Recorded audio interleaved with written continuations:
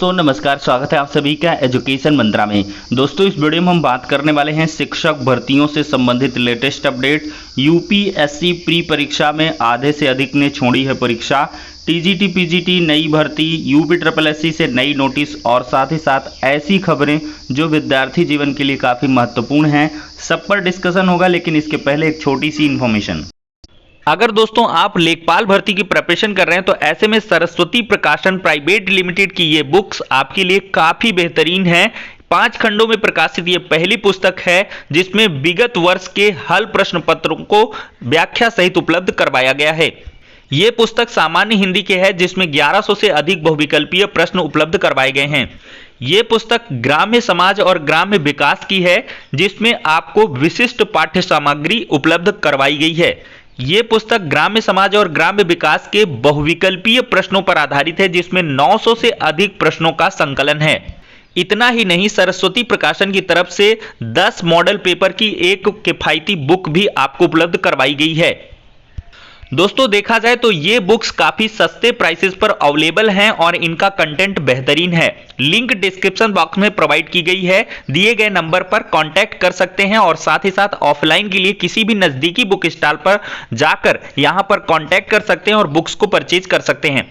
दोस्तों देखा जाए तो नई टीजीटी पीजीटी और पीआरटी भर्ती की जो सुगबुगाहट है वो तेज हो गई है और यहाँ पर देखा जाए तो इसके लिए जो नोटिफिकेशन है वो जुलाई महीने में जारी किया जा सकता है। आरटीआई में दोस्तों खाली पदों का जो ब्यौरा है वो स्पष्ट हो गया है। हम बात कर रहे हैं दोस्तों केवीएस में नए रिक्रूटमेंट के बारे में। बहुत सारे अभ्यर्थी जो उत्तर प्रदेश से बीटीसी कर रखे हैं या बीएड कर रखे हैं, सभी बेसब्री से इंतज़ार कर रहे हैं कि केवीएस में यानी कि केंद्रीय विद्यालय संगठन में कब भर्तियां देखने के लिए मिलेंगी। क्योंकि केवीएस की जो जॉब है वो काफ़ी बेहतरीन मानी जाती है। अगर आपका केवीएस में सिलेक्शन हो जाता है तो यूपी में पीआरटी में आने का कोई भी मतलब नहीं बनता। तो यहाँ पर दोस्तों विगत दिनों 25/5/2022 की डेट पर एक आरटीआई के जवाब में केंद्रीय विद्यालय संगठन की तरफ से ये सूचना दी गई कि उनके विभाग में कितने पद खाली हैं। प्रश्न था how many vacancies of PGT TGT and PRT are vacant in various KVS, give detailed answer with each post mention in it.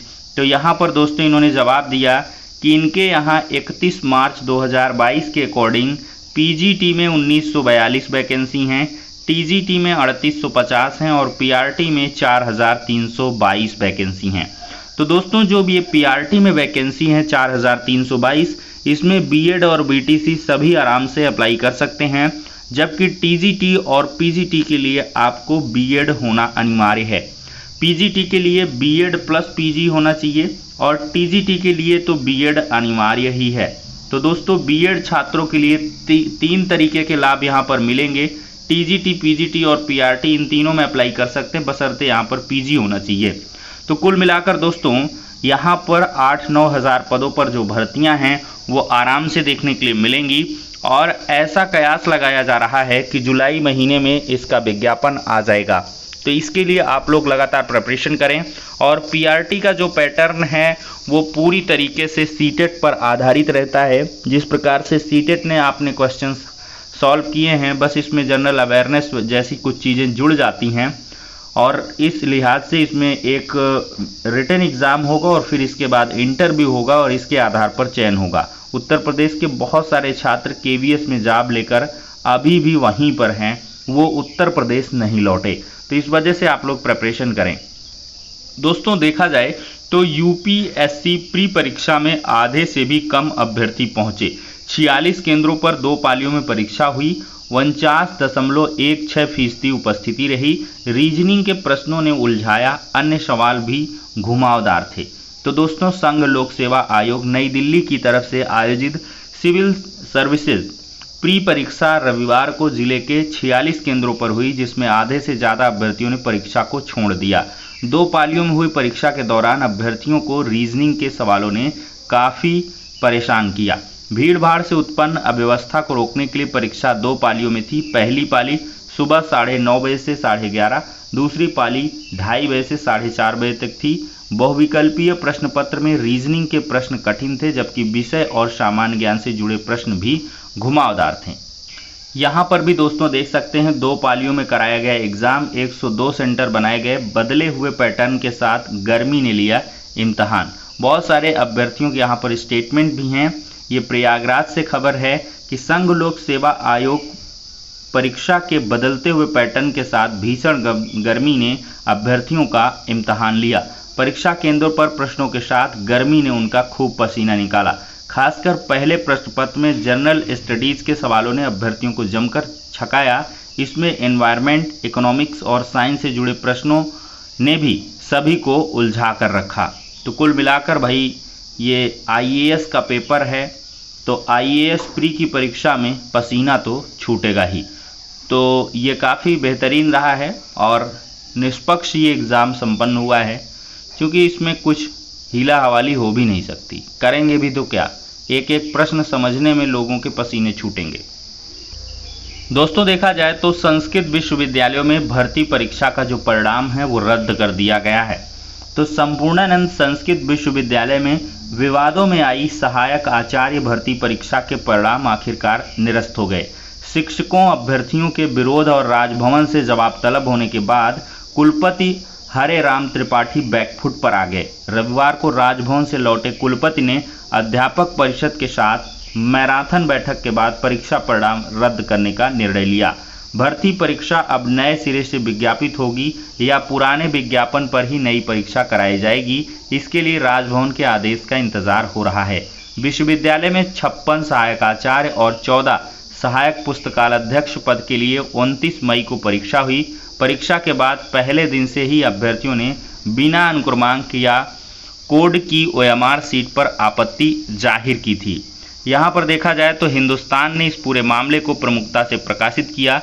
सभी पक्षों की पड़ताल करते हुए परीक्षा प्रक्रिया में हुई गड़बड़ियां भी सामने आईं। विश्वविद्यालय ने अध्यापक परिषद ने भी इस धांधली पर कुलपति का खुलकर विरोध करते हुए राजभवन से शिकायत की। 2 जून को राज्य विश्वविद्यालयों की बैठक में कुलाधिपति ने इन गड़बड़ियों पर सवाल पूछे और सभी प्रपत्रों के साथ कुलपति को शनिवार को राजभवन तलब किया। रविवार को राजभवन से लौटे कुलपति ने बैठक बुलाई और भर्ती परीक्षा परिणाम को तत्काल निरस्त करने की सूचना दी। तो एक प्रकार से देखा जाए तो ये शिक्षकों की जो एक बड़ी भर्ती प्रक्रिया है, विवादों के चलते निरस्त करनी पड़ी। दोस्तों यूपीएससी से नया नोटिस जारी हुआ है। एएनएम लिखित परीक्षा पास अभ्यर्थियों के अभिलेखों की जांच 9 तारीख से होगी। ये ध्यान में रखें, यूपीएससी के द्वारा स्वास्थ्य कार्यकर्ता एएनएम महिला के 9,212 खाली पदों को भरने की प्रक्रिया तेज कर दी गई है। लिखित परीक्षा पास करने वाले कुल 17,713 अभ्यर्थियों के अभिलेखों की जांच 9 जून से लेकर 18 जून तक होगी।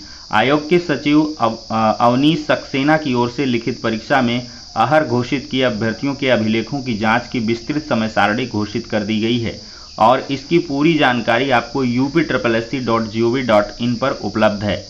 उन्होंने ये भी बताया कि अभ्यर्थियों के डॉक्यूमेंट वेरिफिकेशन लेटर व 4 अन्य प्रपत्र आयोग की वेबसाइट पर उपलब्ध हैं और अभ्यर्थी इन्हें डाउनलोड कर उनका प्रिंट आउट निकाल सकेंगे।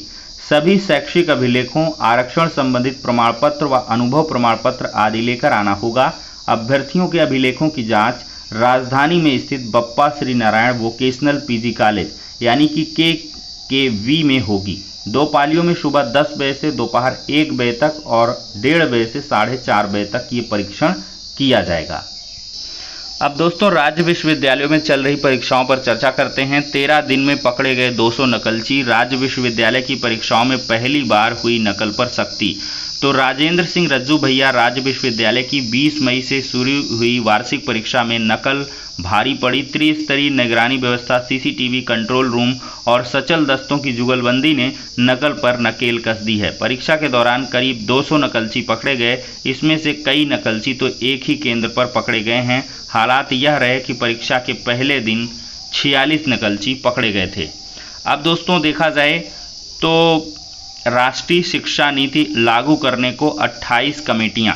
देखिए उत्तर प्रदेश में राष्ट्रीय शिक्षा नीति 2020 लागू करने से पहले विभिन्न बिंदुओं पर पोजीशन पेपर तैयार करने के लिए 28 कमेटियां गठित की गई हैं।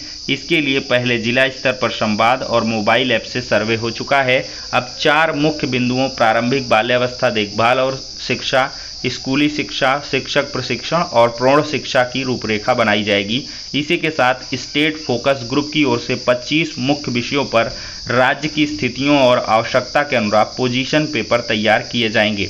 अब दोस्तों सबसे देखने वाली बड़ी बात है कि राष्ट्रीय शिक्षा नीति 2020 जो उत्तर प्रदेश में लागू हो रही है, क्या शिक्षक भर्तियों में भी राष्ट्रीय शिक्षा नीति के अनुरूप कोई बदलाव किए जा सकते हैं या एज इट इज चीज़ें चलती रहेंगी।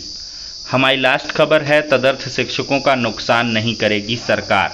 तो दोस्तों केपी कॉलेज में रविवार को माध्यमिक तदर्थ शिक्षकों ने कार्यक्रम आयोजित कर सीएम योगी आदित्यनाथ की जन्म तिथि मनाई। लखनऊ खंड स्नातक क्षेत्र के भाजपा शिक्षक विधायक उमेश द्विवेदी ने सीएम के चित्र पर माल्यार्पण कर केक काटा। सरकार ने तदर्थ शिक्षकों के नौकरी पर विचार के लिए 3 सदस्यीय कमेटी बनाई है, जिसमें सकारात्मक विचार चल रहा है। जल्द ही सकारात्मक निर्णय लिया जाएगा। वेतन रोकने के सवाल पर उन्होंने कहा कि सरकार ने किसी का वेतन रोकने का आदेश नहीं दिया है। डीआईओएस की ओर से वेतन रोकने के निर्गत आदेश वापस किए जा चुके हैं। तो यहाँ पर इन्होंने जो तदर्थ शिक्षक है उनको आश्वस्त किया है कि सरकार किसी भी प्रकार का कोई नुकसान नहीं करेगी। अब देखते हैं दोस्तों फाइनली यहाँ पर क्या कुछ होता है। फिलहाल के लिए इस वीडियो में इतना ही, नेक्स्ट में मिलते हैं।